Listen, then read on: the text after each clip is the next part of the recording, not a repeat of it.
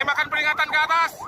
Aksi kejar-kejaran dan tembakan peringatan terjadi saat awak kapal Hiu 16 Kementerian Kelautan dan Perikanan KKP mencegat kapal ikan nelayan asing berbendera Malaysia di perairan Selat Malaka.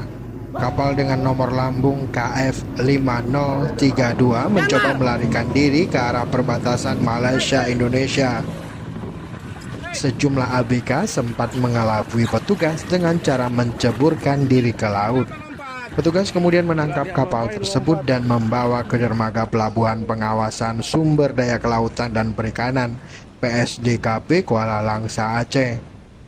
Petugas mengamankan 5 anak buah kapal warga negara Myanmar, 1 unit pukat harimau yang dilarang di Indonesia, dan ratusan kilogram ikan hasil tangkapan disita. Kapal nelayan asing ini ditangkap karena masuk secara ilegal dan mencari ikan di kawasan perairan Indonesia.